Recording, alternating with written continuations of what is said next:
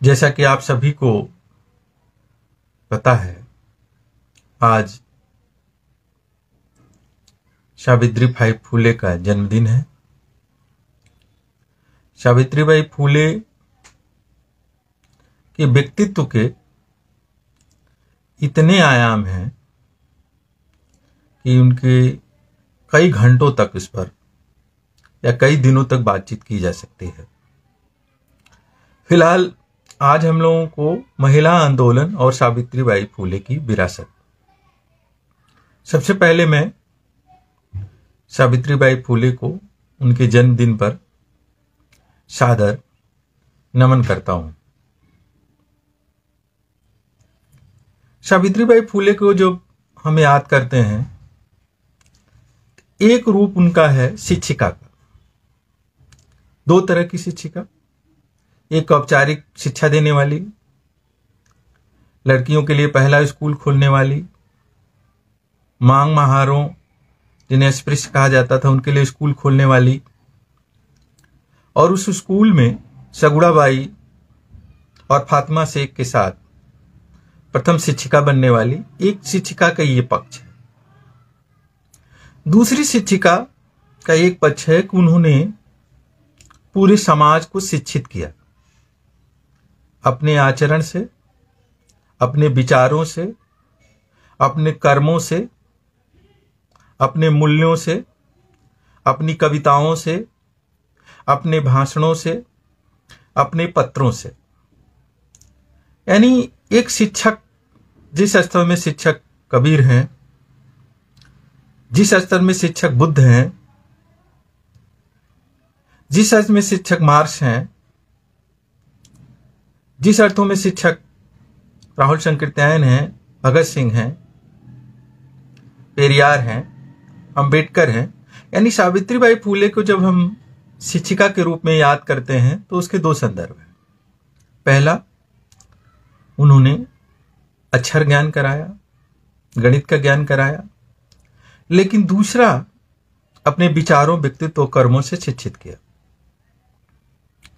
उनके व्यक्तित्व का दूसरा बड़ा आयाम है कि वो महिला मुक्ति आंदोलन की आधुनिक युग की सबसे पहली और सबसे बड़ी अग्रणीय योद्धा हैं। उन्होंने न केवल स्त्री पुरुष समता का आदर्श स्थापित किया, बल्कि उनके जीवन में स्वयं ज्योतिराव फूले के साथ पूरी तरह समता की जिंदगी जी रही हैं। दोनों की संवेदनाएं एक हैं।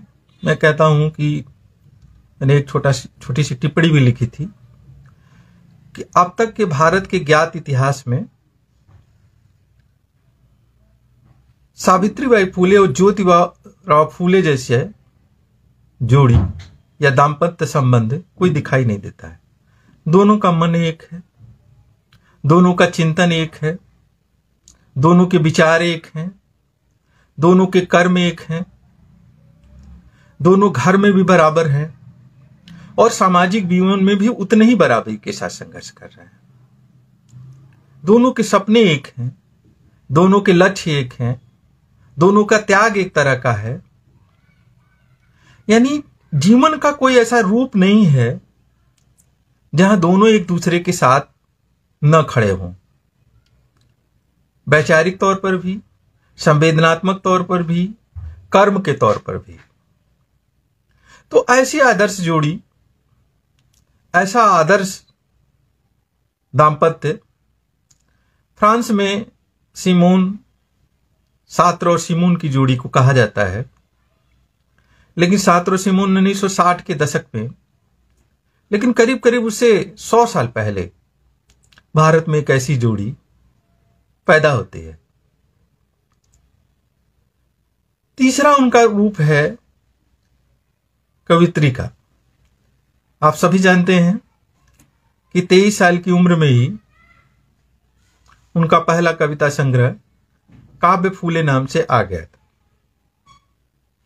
1892 में उनका दूसरा काव्य संग्रह 52 कसी रत्नाकर शोध रत्नाकर नाम से आया। कोई भी उनकी कविताओं के और उनके काव्य संग्रह से अगर गुजरे तो लगेगा कि 1854 में एक ऐसी कवित्री जो पूरी तरह आधुनिक भाषा बोल रही है, जो आधुनिक चिंतन और आधुनिक संवेदना अपनी कविताओं में अभिव्यक्त कर रही है, जहां आजादी, समता, गरिमा, न्याय कविताओं के केंद्र में है और हर तरह के शोषण, उत्पीड़न, अन्याय का विरोध है। सावित्रीबाई का एक पक्ष, चिंतक का पक्ष कविताओं में दिखाई देता है, लेकिन विशेषकर उनके भाषणों में दिखाई देता है। उनका उद्योग पर एक भाषण है, उसे जरूर पढ़ना चाहिए, जिसमें वो वैज्ञानिक दृष्टिकोण, यूरोप के आधुनिक आविष्कारों, श्रम के महत्व, कर्म के महत्व की चर्चा करती हैं। उसके अलावा जो पत्र उन्होंने 3 लिखे हैं ज्योतिराव फूले को, उन पत्रों को भी पढ़ना चाहिए, जिसमें सावित्रीबाई फूले का मानवीय व्यक्तित्व, संवेदना की गहराई, मानव समाज के प्रति उनके सरोकार एक एक पंक्ति में अभिव्यक्त होते हैं। तो सावित्रीबाई फूले का व्यक्तित्व बहुआयामी है। पहले हम लोग यूरोप के बहुत सारे पुनर्जागरण के नायक, मार्क्सवादी परंपरा के नायक, क्रांतिकारी परंपरा के नायक, यूरोपीय क्रांतियों के नायक, फ्रांस की क्रांति के नायक, अमेरिकन क्रांति के नायक, पेरिस कम्यून की क्रांति के नायक, रूसी क्रांति के नायक के बारे में पढ़ते थे, फिर लैटिन अमेरिकी देशों की क्रांतियों के बारे में पढ़ते थे, या प्राचीन यूनान के बारे में पढ़ते थे, तो देखते थे कि बहुत सारे बहुआयामी प्रतिभा के लोग हुए। लेकिन भारत में भी ऐसे बहुआयामी प्रतिभा के लोग हुए हैं। उन बहुआयामी प्रतिभा के लोगों में, और वो भी 1800, आप जानते हैं 1831 में जो सावित्रीबाई फूले का जन्म हुआ था, तो 1850 के दशक में भारत में वो भी ऐसे समाज में जिन्हें शूद्र, सावित्रीबाई फूले शूद्र का ठहरा दिया गया, पढ़ने के अधिकार से वंचित कर दिया गया, तमाम अधिकारों से वंचित कर दिया, उसमें भी महिला और शूद्र और महिलाओं दोनों को वंचित, ऐसे वंचित समाज से एक लड़की जिसने करीब करीब 8-9 सालों तक किताब न देखी हो, अक्षर ज्ञान भी न हो, एक अक्षर का ज्ञान न हो, केवल कुछ के हाथ में एक किताब मिली थी ईसाई मशीनरियों के हाथ से, जिसमें कुछ चित्र थे, जिसे लेकर के वो ज्योतिराव फूले के यहां आई थी। उसमें ज्योतिराव फूले भी 13 साल के थे। तो एक ऐसी लड़की, इतनी बहुआयामी प्रतिभा, इतनी ऊंचाई ग्रहण करती है, इतना उसके व्यक्तित्व का इतना सारा विकास होता है। मैं कहता हूं कि यह देश अगर वर्ण जातिवादी न होता और केवल जो अंग्रेजों के खिलाफ संघर्ष किए उनको ही नायक मानने की एक परंपरा स्थापित न होती, और साफ शब्दों में कहें कि इस देश में जो द्विजवादी अभिजात मानसिकता का जो चिंतन था, उसी के हिसाब से नायक गढ़े गए और महान से महान नायकों को किनारे लगा दिया गया। जिन महान नायिकाओं को किनारे लगाया गया उनमें एक सावित्रीबाई फूले भी हैं। लेकिन आज बहुत सुखद लगता है, भले ही मुख्य धारा की मीडिया सावित्रीबाई फूले की याद न कर रही हो, भले ही सरकारी स्तर पर सावित्रीबाई फूले याद न की जा रही हो, मैं सोचता रहा था कि आज की एक भारत रत्न की सूची बनाऊं। मैं आपसे आप शब्दों में कहना चाहता हूं कि अगर मैं भारत रत्न की कोई सूची बनाता कि भारत के रत्न कौन है, तो उस सूची में पहले 2 नाम ज्योतिराव फूले और सावित्रीबाई फूले के होते। पहले शीर्ष पर 2 नाम। आज तक उन्हें भारत रत्न नहीं मिला है, और अब तो भारत रत्न जैसे लोगों को मिलने लगा है। मैं सोचता हूं उन्हें भारत रत्न मिले भी थे, उनके व्यक्तित्व का वो सम्मान नहीं होगा। लेकिन मित्रों, मैं आज सावित्रीबाई फूले पर काफी विस्तार से 2-3 दिनों से लिख रहा हूं।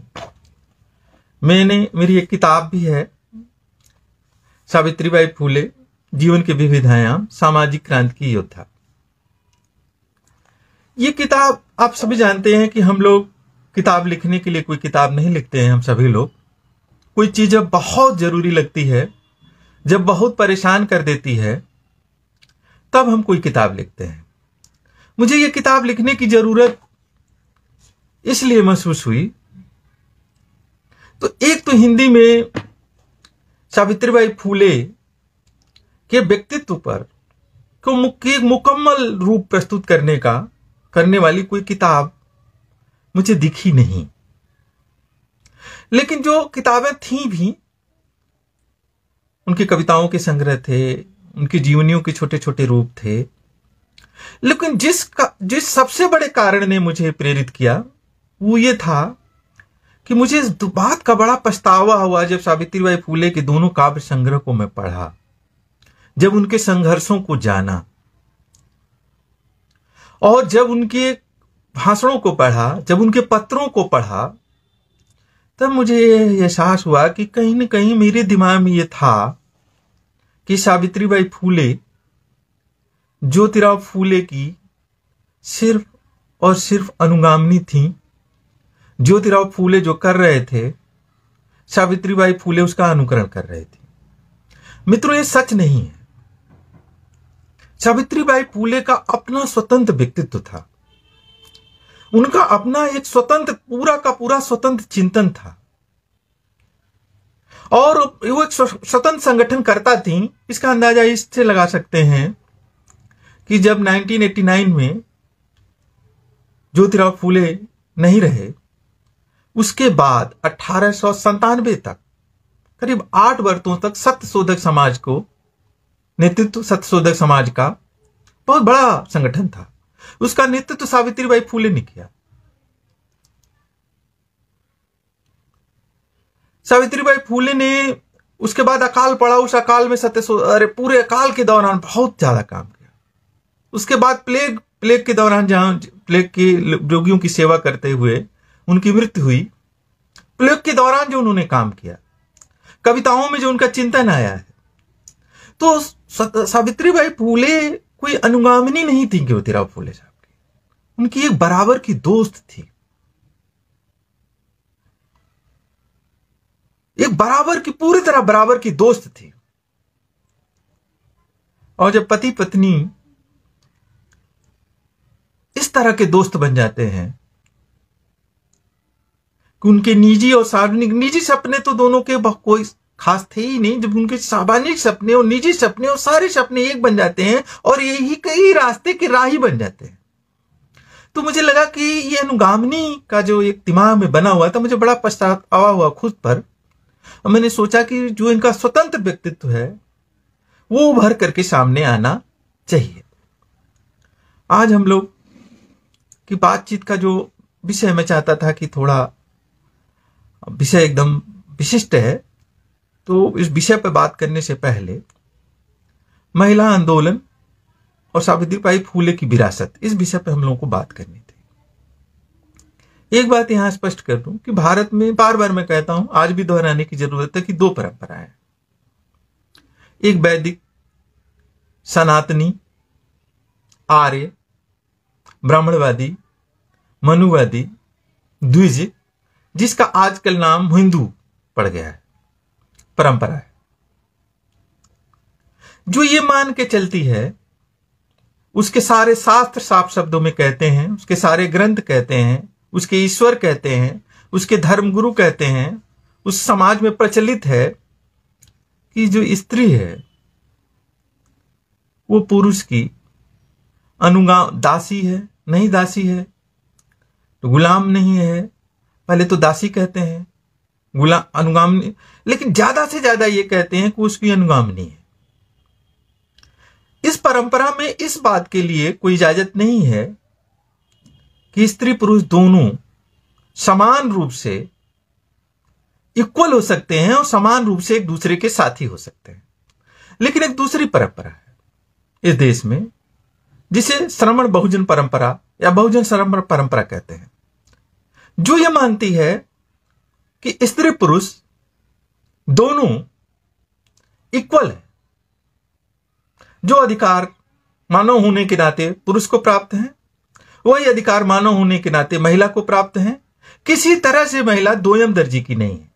यह कारण नहीं है कि जितने भी बहुजन नायक हुए आधुनिक युग के सबका देख लीजिए, चाहे वो ज्योतिराव फूले हों, सावित्रीबाई फूले हों, पेरियार हों, डॉक्टर अंबेडकर हों, राहुल संकृत्यायन हों, भगत सिंह हों, ये जो बहुजन श्रमण परंपरा को स्वीकार करने वाले लोग रहे हैं, जो ब्राह्मणवादी परंपरा को, सनातनी परंपरा को, वैदिक परंपरा को, आर्य परंपरा का निषेध करने वाले रहे हैं।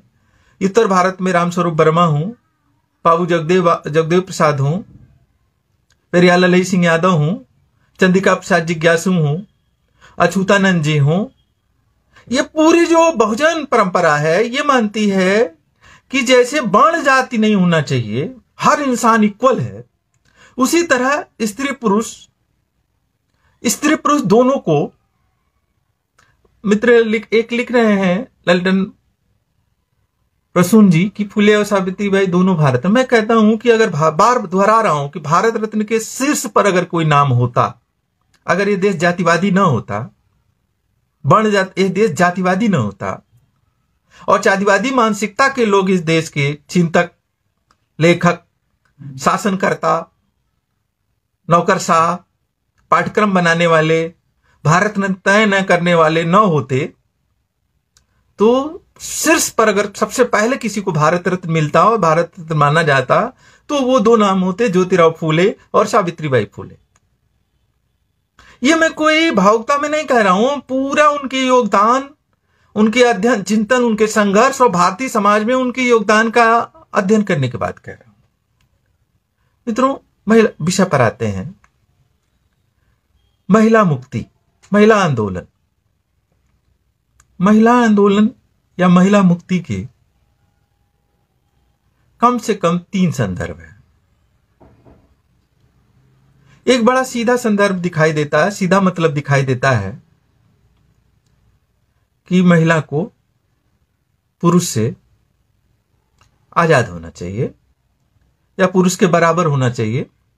उसका एक बहुत और मतलब होता है कि हर पत्नी को पति के बराबर होना चाहिए। यह एक सही मतलब है। लेकिन बहुत सारे समाज रहा है, जैसे दलित समाज रहा है, मेहनत कश जो समाज है, उसमें बहुलांश मामलों में पति पत्नी बहुत बार समान होते हैं। लेकिन क्या महिला मुक्त हो जाती है? नहीं। महिला मुक्ति का दूसरा मतलब है कि एक मतलब तो है कि पति पत्नी में समानता होनी चाहिए, लेकिन दूसरा मतलब है कि पूरे समाज पर जो पुरुष का प्रभुत्व है, जैसे संपत्ति का वो मालिक है। आज भी संपत्ति की गणना की जाए तो 90% से ऊपर संपत्ति का मालिक पुरुष है, पूरी दुनिया के लेवल पर। सारे उद्योग धंधों का वो मालिक है, खेत का वो मालिक है। खेत का मालिकाना अक्सर पुरुष के नाम पर होता है। जो इस देश में शासन प्रशासन के उच्च पद हैं, चाहे वो राजनीति हो, चाहे IAS-PCS हो, चाहे विश्वविद्यालय हो, वहां भी पुरुषों का वर्चस्व है।